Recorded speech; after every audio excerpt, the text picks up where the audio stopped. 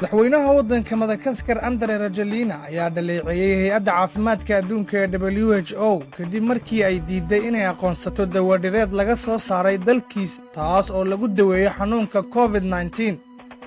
isagoo waraysi siinayay kanaalka France 24 ayuu yidhi Rajoelina, haddii dawadani ay soo saari lahayd dowlad Yurub ah, durba way aqoonsan lahayd hay'adda caafimaadka adduunka ee WHO. waxa uu intaa ku daray in dawadani ay waxtar weyn u leedahay daweynta xanuunka COVID-19 kaas oo dhibaato xooggan ku haya dunida. Rajoelina ayaa abriishii la soo dhaafay sheegay in dawadani laga soo saaray dalkiisa laguna magacaabo Covid Organics. waxa uu ku tilmaamay inay tahay mid mucjiso ah.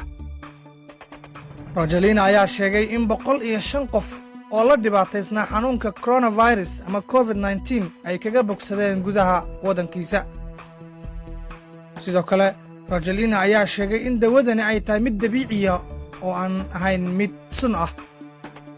hay'adda caafimaadka adduunka ayaa horey uga digtay in dawadan loo adeegsado ku daweynta xanuunka COVID-19.